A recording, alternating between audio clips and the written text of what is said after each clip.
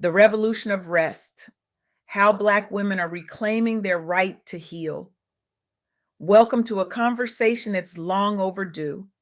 I recently had the profound privilege of interviewing Tammi Terrell Morris, a visionary whose work has fundamentally transformed how we understand wellness for Black women. Tammi isn't just creating spaces for healing, she's architecting a revolution. Through her groundbreaking approach to collective healing, she has empowered thousands of Black women to exhale, release, and reclaim their birthright to wholeness. Her wisdom doesn't just change individual lives, it's reshaping entire communities and challenging centuries of harmful narratives. Have you ever noticed how we glorify exhaustion in our culture? We wear our burnout like badges of honor. I only slept 4 hours last night. I haven't taken a vacation in 3 years.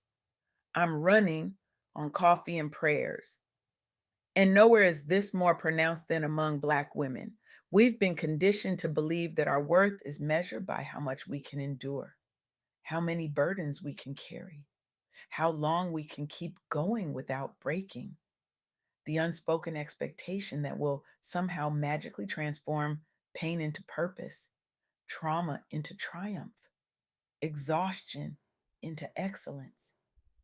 But what if I told you that the most revolutionary act isn't pushing through pain, but pausing to heal from it?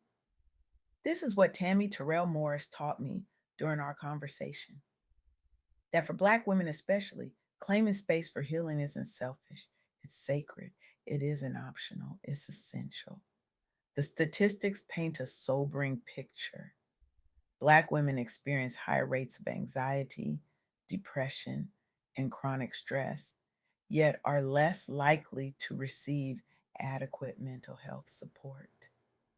We're expected to be strong for our families, our communities, our workplaces. But who's being strong for us? As Tammi explained, the expectation of strength becomes a prison when there's no room for vulnerability. Let that sink in for a moment. The expectation of strength becomes a prison when there's no room for vulnerability. I want to share 3 profound insights from my conversation with Tammi that might just change how you think about healing, especially if you're a Black woman who's been carrying the weight of the world on your shoulders for far too long. First, healing requires space, time, and intentionality. It doesn't happen by accident. Second, community and cultural connection are essential to the healing journey. And third, redefining strength through softness and self love isn't weakness, it's wisdom. Let's start with creating space for healing. In a world that demands our constant attention and productivity, carving out moments for ourselves can feel impossible, even selfish. But as Tammi emphasized, these moments aren't luxuries, they're necessities. Consider the story of Black Girls Healing House, founded by Delilah Antoinette. This online community offers free or affordable wellness resources specifically tailored for Black women. Why was this necessary? Because too many Black women face stigma around mental health care. There's this pervasive belief that practices like yoga or meditation are not for us, that somehow taking care of our mental and emotional well being is a privilege reserved for others. I spoke with Janelle, a member who joined Black Girls Healing House after a complete breakdown. For 20 years, she'd been the rock for everyone else, her aging parents, her children, her colleagues, her church, never allowing herself to cry, to rest, to simply be. I didn't even know who I was anymore, she told me, just what everyone needed me to be. Through this healing community, Janelle discovered that her worth wasn't tied to her productivity, that she deserved care simply because she existed. She learned to meditate, to journal, to set boundaries, and most importantly, to believe she had the right to do so. The first time I said no to a request without offering an explanation or apology, Janelle shared, I felt like I was committing a crime. Now I understand it was actually my first step toward freedom. That's revolutionary. But creating space for healing isn't just about individual practices, it's also about community. This brings me to Tammy's second insight. Healing happens in connection. For generations, Black communities have understood the power of collective healing. From church pews to kitchen tables, we've created space to share our burdens, to witness each other's pain, to celebrate each other's joy. Yet, somewhere along the way, many of us internalized the message that we should handle our struggles alone. That asking for help means we're failing at being strong Black women. The women featured in Echo Nicole's study on mindfulness in nature discovered something powerful when they rejected this narrative. By reconnecting with nature through walks, yoga outdoors, meditation, they found not just personal transformation, but community transformation. Maya, one of the women interviewed, described how she'd been conditioned to be a nurturer first, putting her own healing secondary. The guilt she felt when prioritizing herself was overwhelming. I felt like I was abandoning my family, my community, my ancestors, even by taking time for myself, she admitted. But when Maya began practicing mindfulness in nature, something shifted. She found clarity, peace, a renewed relationship with herself beyond the role she played for others. And here's the beautiful part. As Maya healed, she became a catalyst for healing in her community. She openly discussed her mental health journey on social media. She invited friends to join her for meditation sessions. She normalized the conversation around self care and healing. Now my daughter sees me prioritizing my well being, Maya said. I'm breaking a generational cycle. She won't have to unlearn what I had to unlearn.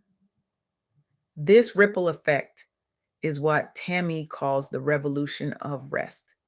When one Black woman claims her right to heal, she creates permission for others to do the same. But this healing isn't just about adopting practices from other traditions, it's about reconnecting with our own cultural wisdom. This brings me to the third insight from my conversation with Tammi: the power of Afrocentric approaches to healing. Traditional Western models of mental health often overlook cultural context, leaving many Black clients feeling unseen and disconnected during treatment. But a new wave of therapists and practitioners is changing this by centering Afrocentric principles in their work. Dr. Kimberly Wilson leads one such collective in Atlanta. Our ancestors understood the connection between mind, body, spirit, and community, she explained. We're not reinventing the wheel, we're remembering what we've always known. Her practice incorporates group meditations rooted in ancestral wisdom, yoga sessions led by culturally competent instructors, traditional ceremonies fostering connection between individuals and their heritage, and community support networks built into care plans. One client, Tasha, had tried traditional therapy for years with minimal progress. I was diagnosed with anxiety and depression, but no one ever connected it to the racial trauma I experienced daily or the generational patterns in my family, she shared. When I found a therapist who understood these dimensions, who could see me in my fullness, that's when real healing began. Dr. Wilson incorporates call and response techniques from Black church traditions into her group therapy sessions. Another practitioner uses storytelling practices passed down through generations to help clients reframe their narratives.